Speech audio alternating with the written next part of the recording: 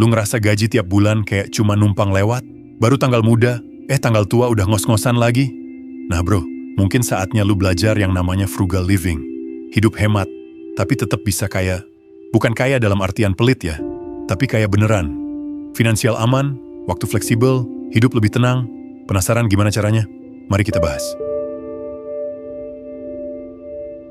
Jadi gini bro, banyak orang salah kaprah soal frugal living. Mereka mikir frugal itu sama dengan pelit. Padahal beda jauh banget. Pelit itu lu nggak mau keluar duit sama sekali, bahkan buat hal yang penting. Sementara frugal living itu sebenarnya seni ngatur duit. Gimana caranya lu bisa hidup hemat, tapi tetap bisa nikmatin hidup. Bayangin gini deh, setiap rupiah yang keluar dari dompet, lu harus punya tugas. Bukan sekedar keluar buat bikin seneng sesaat, tapi benar-benar ngasih nilai balik ke hidup lu. Nah, itu inti dari frugal living. Filosofinya ada 3 poin utama. Pertama, soal prioritas kebutuhan. Lu harus bisa bedain mana yang beneran kebutuhan, kayak makan, transportasi, kesehatan, sama mana yang sebenarnya cuma keinginan, misalnya upgrade HP padahal HP lama masih lancar. Kalau lu bisa tahan diri dari beli hal-hal yang cuma karena tren, itu udah satu langkah gede menuju frugal. Kedua, frugal living ngajarin soal manajemen sumber daya. Sumber daya ini bukan cuma duit doang ya, tapi juga waktu sama energi. Percuma lu hemat duit kalau tiap hari habisin waktu buat hal yang nggak produktif. Orang frugal tuh mikir gini, gue punya 24 jam, gimana cara gue make waktu ini biar maksimal?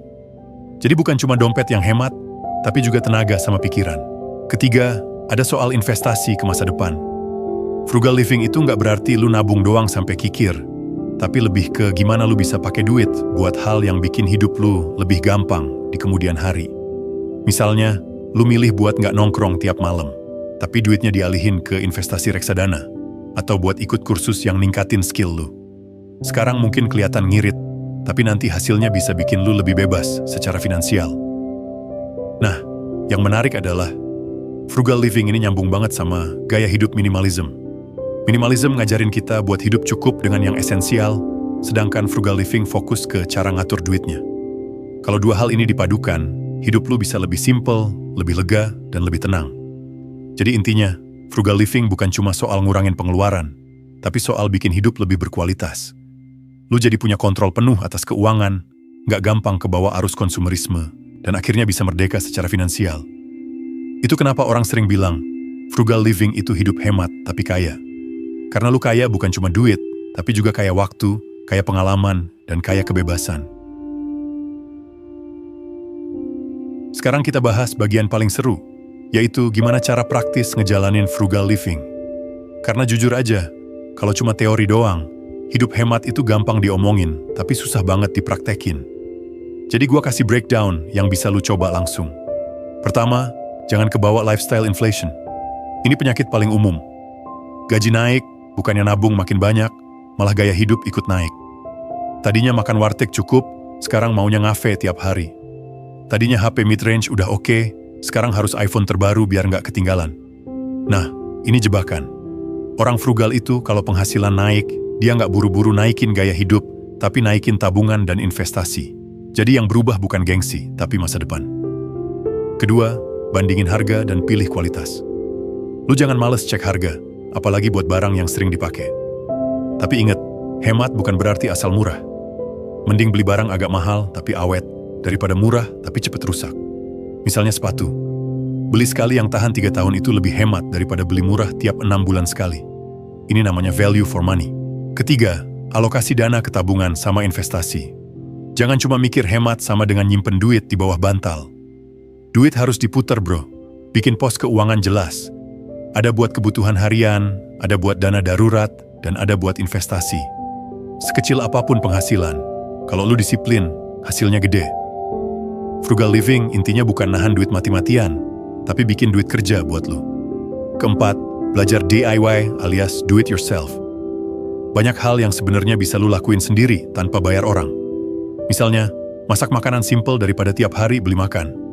Atau hal kecil kayak benerin kancing baju copot, bersihin motor, atau rawat barang biar awet. Selain hemat, lu juga dapat skill baru yang berguna. Kelima, biasain delayed gratification alias menunda kesenangan.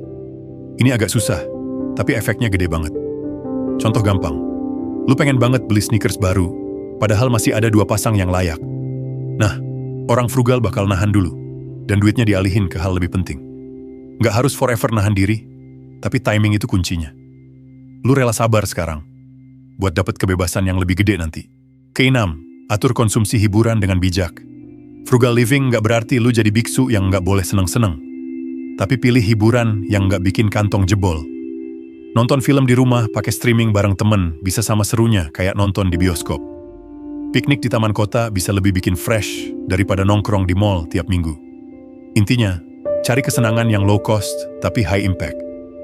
Ketujuh, catat dan evaluasi pengeluaran. Lu nggak akan tahu boros di mana kalau nggak pernah dicatat. Bisa pakai aplikasi keuangan, bisa juga sekedar catatan manual. Dari situ lu bisa lihat, oh ternyata bocor halusnya tuh di ngopi atau di ongkos ojek online. Begitu ketahuan, lu bisa atur strategi buat nguranginnya. Kalau semua cara ini lu praktekin pelan-pelan, lama-lama jadi kebiasaan. Frugal living itu bukan soal nyiksa diri, tapi soal bikin keputusan cerdas setiap hari. Jadi setiap rupiah yang keluar bener-bener punya makna. Kalau lu konsisten jalanin frugal living, hasilnya tuh bener-bener kerasa banget. Bukan cuma di dompet, tapi di banyak aspek hidup lu. Orang sering mikir frugal itu bikin hidup jadi susah, padahal kebalikannya. Hidup jadi lebih kaya, lebih lega, dan lebih bebas. Pertama, jelas banget lu bakal kaya finansial. Duit yang tadinya habis buat hal-hal kecil nggak penting, sekarang bisa masuk ke tabungan, investasi, atau malah jadi modal usaha. Misalnya, lu stop jajan kopi 30 ribuan tiap hari. Setahun itu bisa hemat belasan juta. Bayangin kalau duit segitu diputar di reksadana atau saham, atau dipakai buat buka usaha kecil. Hasilnya nggak cuma nambah saldo, tapi bikin lu punya pondasi finansial yang lebih kuat. Kedua, lu jadi kaya waktu dan fleksibilitas. Maksudnya gini, kalau lu hidup frugal dan nggak punya banyak utang konsumtif, lu nggak perlu kerja lembur terus-terusan cuma buat nutup cicilan. Lu bisa punya opsi buat bilang enggak ke kerjaan atau proyek yang bikin stres. Bahkan ada orang-orang yang bisa pensiun dini karena konsisten frugal. Jadi mereka punya waktu lebih banyak buat keluarga, buat hobi, atau sekedar nikmatin hidup tanpa tekanan finansial. Ketiga, ada juga efeknya ke mental dan emosional. Orang frugal biasanya lebih tenang, karena mereka nggak kejar-kejaran sama gengsi. Lu nggak perlu mikir, gue harus beli barang ini biar dianggap keren. Dengan frugal living, lu belajar konsep cukup. Dan pas lu udah bisa ngerasa cukup, hidup tuh lebih ringan banget. Lu nggak gampang iri sama orang lain, dan lebih fokus nikmatin apa yang lu punya. Keempat, lu jadi kaya pengalaman dan relasi. Kok bisa? Karena duit yang biasanya kebuang buat barang konsumtif, bisa lu alihin ke hal-hal yang lebih meaningful. Misalnya jalan-jalan ke tempat baru, ikut kelas buat nambah skill, atau sekedar nongkrong berkualitas bareng temen deket. Hal-hal kayak gini ninggalin memori sama koneksi yang jauh lebih berharga daripada beli gadget terbaru tiap tahun. Dan yang terakhir, hasil paling penting dari frugal living adalah kebebasan. Kebebasan buat milih gimana cara lu jalanin hidup. Mau resign dari kerjaan yang bikin lu nggak bahagia? Bisa, karena lu punya tabungan. Mau ambil cuti panjang buat traveling atau belajar hal baru? Bisa juga, karena lu nggak terjebak utang. Kebebasan inilah yang bikin hidup hemat, tapi kaya itu jadi realita, bukan cuma slogan. Jadi, hasil dari frugal living itu bukan cuma saldo rekening yang gemuk, tapi hidup yang lebih terarah, lebih bermakna, dan lebih damai. Itu kekayaan yang nggak bisa diukur sama angka aja. Jadi ingat ya, frugal living itu bukan soal hidup susah, tapi soal hidup lebih bijak. Hidup hemat tapi tetap bisa kaya, bukan cuma duit, tapi juga waktu, mental, sama pengalaman. Gimana? Lu berani coba jalanin frugal living mulai bulan depan? Tulis di kolom komentar, gue pengen tahu pendapat lu. Jangan lupa like, share, dan subscribe, biar kita bisa bahas tips kece lainnya. Sampai ketemu di video berikutnya, dan ingat, kaya itu bukan cuma soal saldo rekening, tapi soal gimana lu ngejalanin hidup